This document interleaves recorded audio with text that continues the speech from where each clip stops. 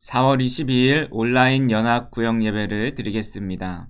사도신경으로 우리의 신앙을 고백합니다. 나는 전능하신 아버지 하나님, 천지의 창조주를 믿습니다. 나는 그의 유일하신 아들, 우리 주 예수 그리스도를 믿습니다.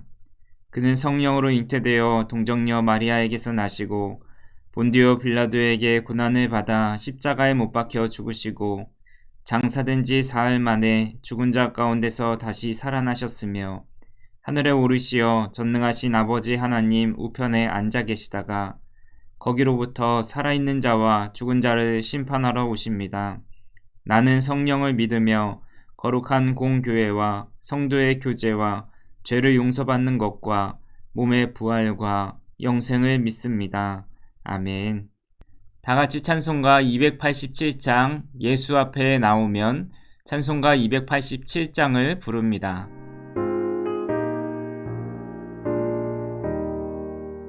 예수 앞에 나오면 죄사함 받으며 주의 품에 안기어 편히 쉬리라. 우리 주만 믿으면 모두 구원 얻으며 영생 복락 면류관 확실히 받겠네. 예수 앞에 나와서 은총을 받으며 마음의 기쁨 넘치어 감사하리라.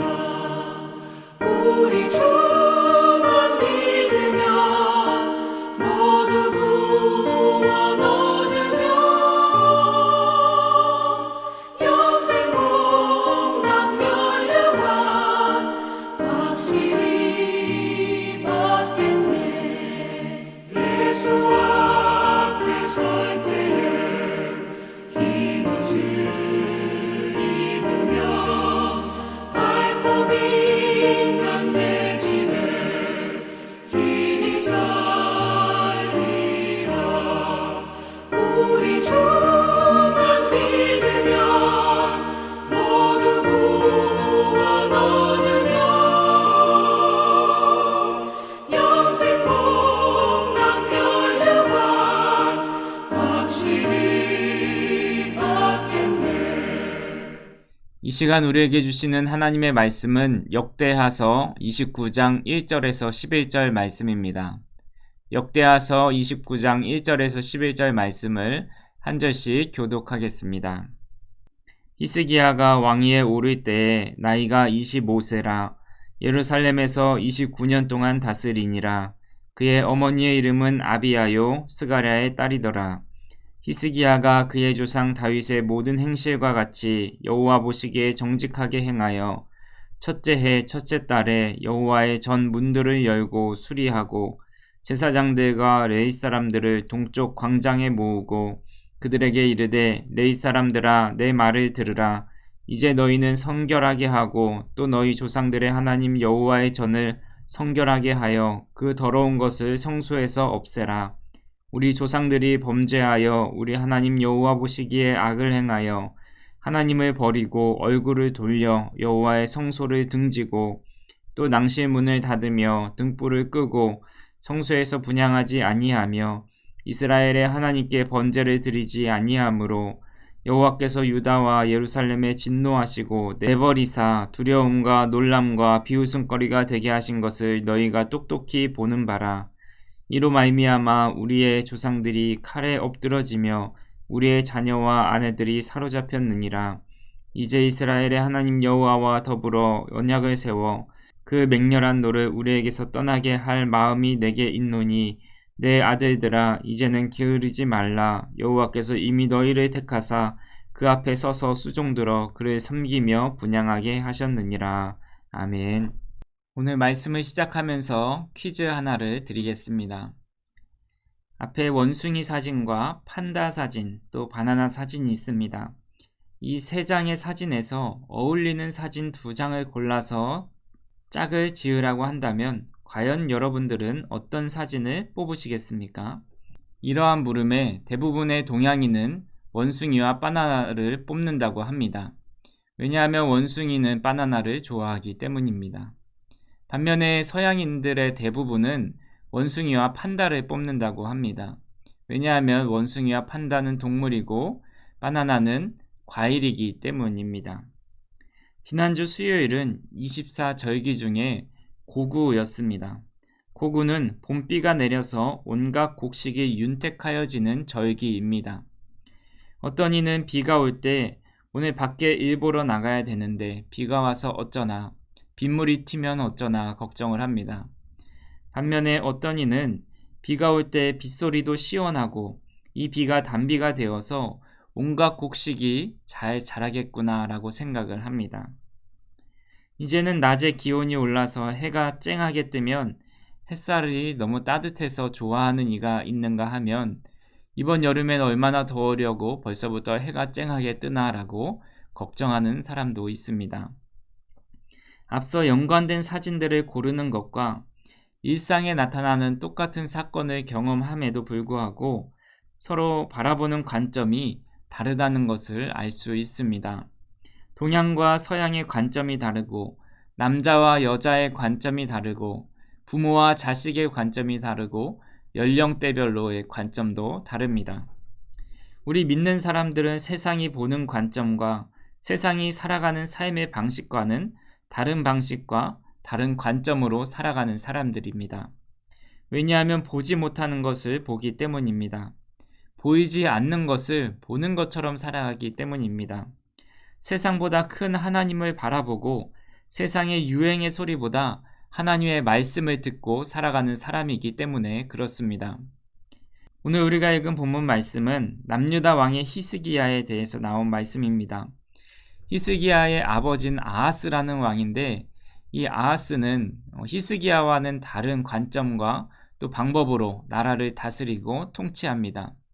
오늘 히스기야와 아하스 왕의 모습을 살펴보면서 우리도 동시대를 살아가고 있지만 우리는 어떤 관점과 마음으로 이 세상을 살아가야 할지 살펴보도록 하겠습니다. 다윗 왕 이후에 솔로몬이 이어서 왕이 되고 그 이후에는 남유다와 북이스라엘로 갈라지게 됩니다.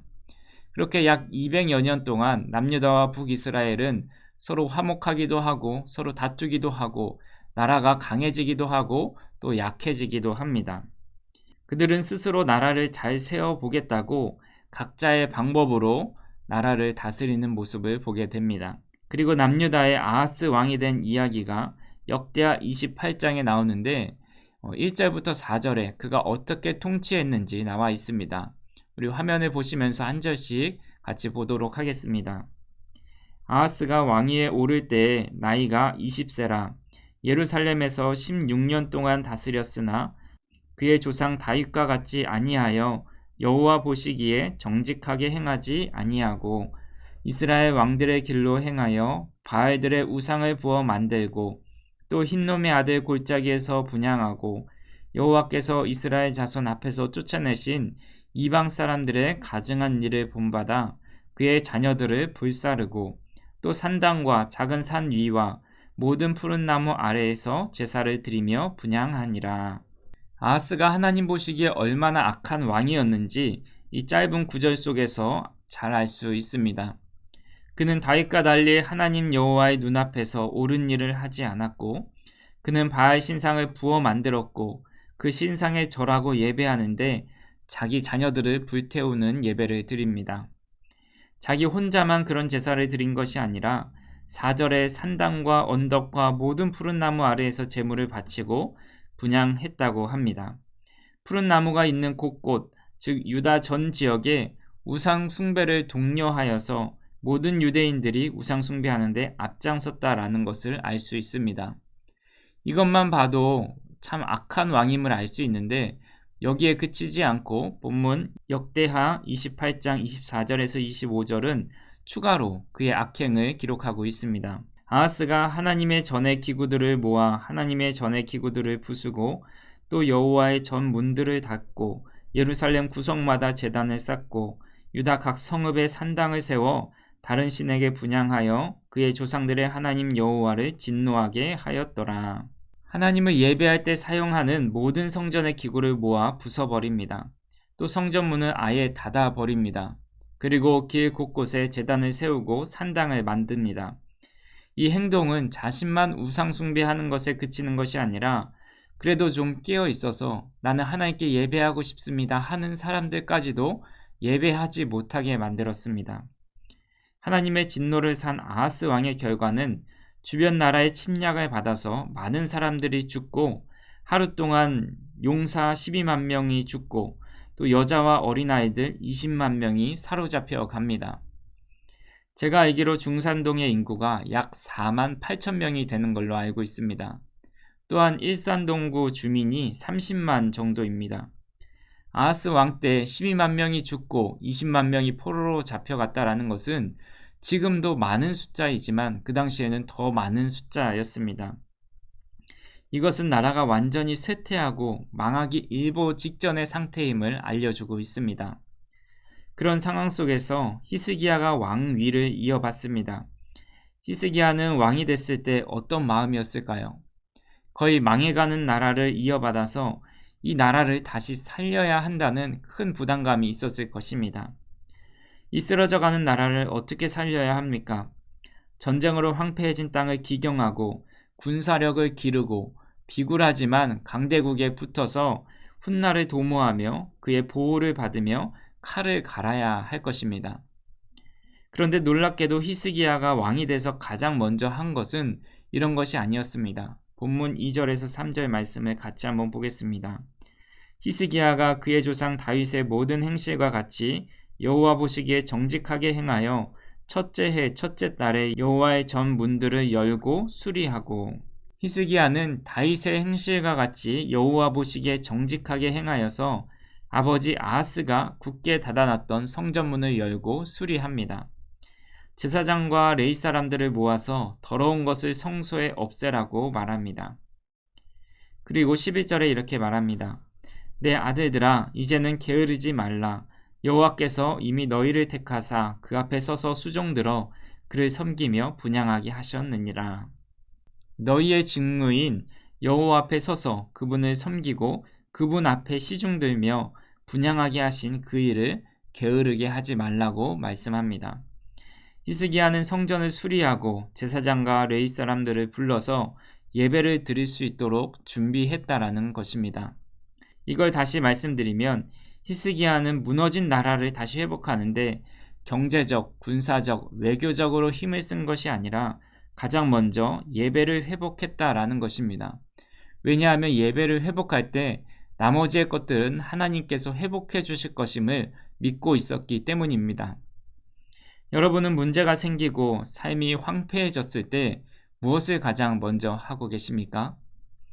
조언을 구하고 여러 방법을 모색하고 인맥을 찾고 스스로 노력할 때가 많이 있지 않습니까? 우리는 예배를 회복하길 바랍니다. 하나님과의 관계를 가장 먼저 회복하기를 바랍니다. 그러면 나머지의 것들을 하나님께서 해결해 주실 것입니다. 아하스 왕은 경제적으로, 군사적으로, 외교적으로 도움이 될 만한 다른 나라의 우상을 만들어 놓고 누구보다 열정적으로 자신의 아들들을 바쳐가면서까지 우상 숭배를 했던 사람입니다. 모습은 다르지만 우리도 어쩌면 이런 모습일 때가 있습니다. 얼마 전 통계에 한국의 부자는 얼마를 가지고 있어야 되는가에 대해서 설문조사한 결과를 보았습니다. 부자가 생각하는 부자의 기준은 자산 100억입니다. 그 중에 부동산 자산은 최소 50억, 금융자산은 최소 30억이 있어야 부자라고 합니다. 일반 국민이 생각하는 부자의 기준은 39억 원의 자산이 있어야 한다고 생각합니다. 이런 기준에 맞춰서 부자가 되기 위해 돈을 벌고 나는 아직 부자가 되지 않았기에 다른 것을 할 여유가 없다라고 생각합니다. 이 정도까지는 아니어도 우리는 우리의 삶이 안정되고 윤택하기 위해서 하나님보다 세상의 일과 세상의 방법을 사용할 때가 많이 있습니다. 하지만 생각해보면 우리의 삶을 좌지우지할 수 있는 것은 우리 자신이 아님을 보게 됩니다. 아무리 내가 건강을 잘 관리한다 할지라도 어떤 질병이나 또 예기치 못한 사고를 당하면 그 모든 관리한 것들이 무의미해집니다. 내가 아무리 돈을 많이 비축한다 할지라도 예상치 못한 곳에서 돈을 다 잃어버릴 때가 있습니다. 내가 계획했던 것들이 계획과 뜻대로 흘러가지 않을 때가 참 많이 있습니다.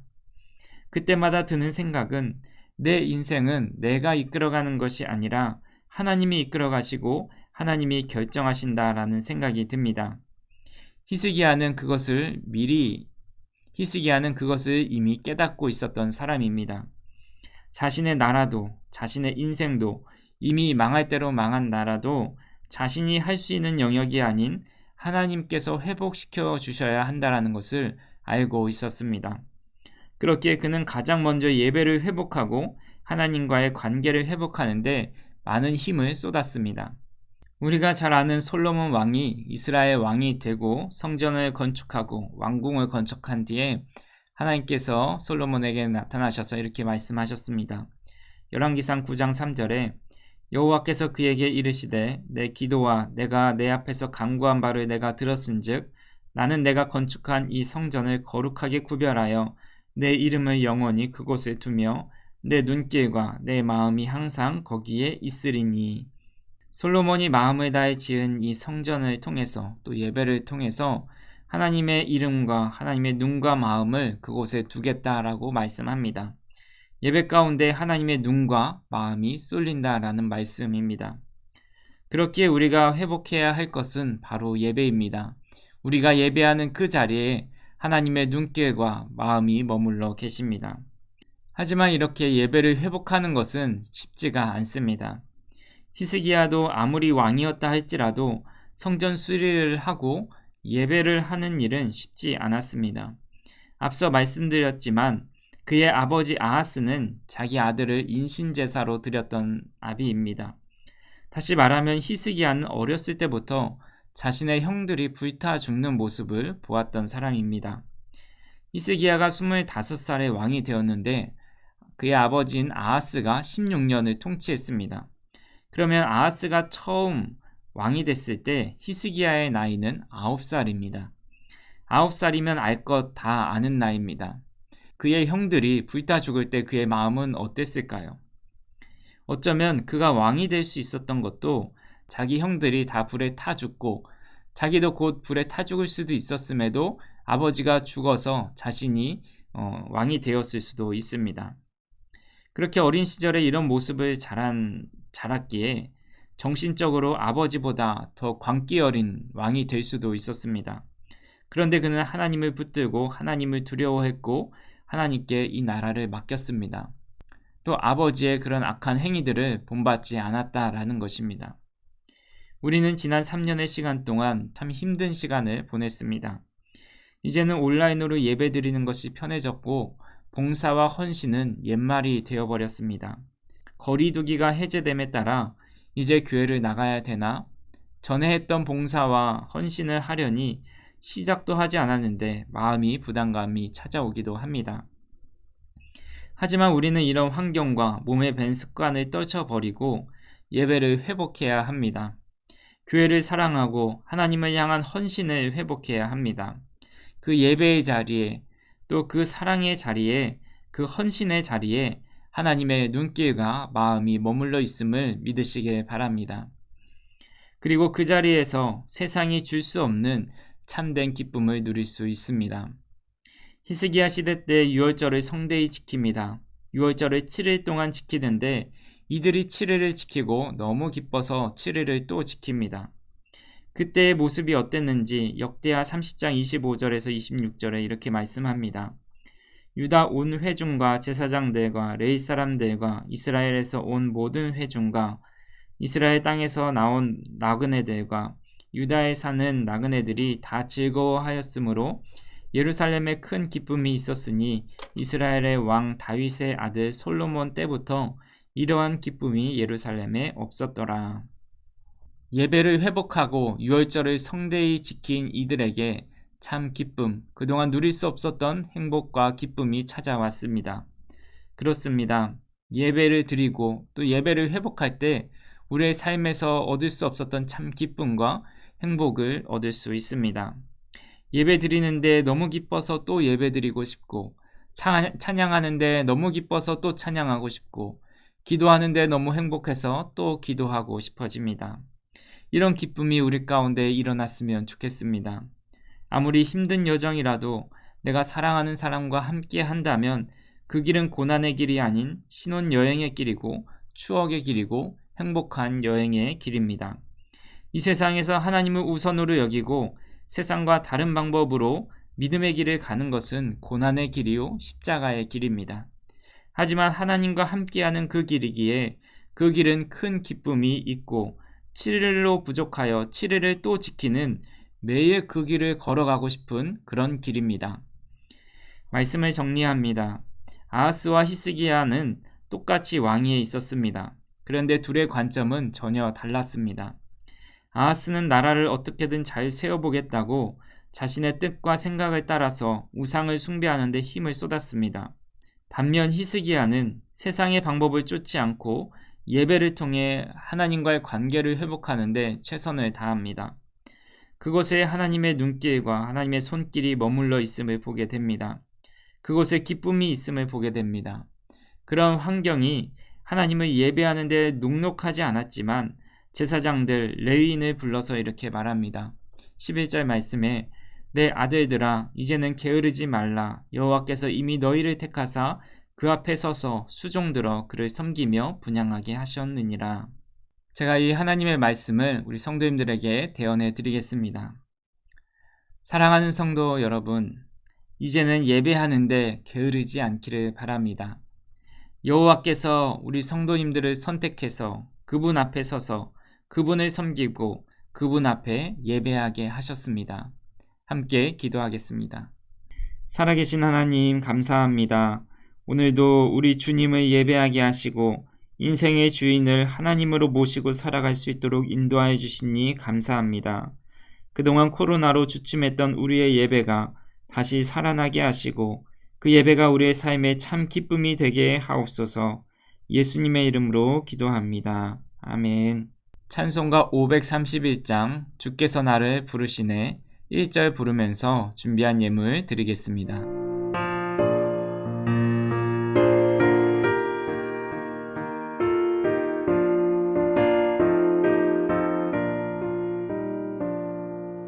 자비한 주께서 부르시네 부르시네 부르시네 사랑의 빛을 외안받고 점점 더 멀리 가나 지금 오라 지금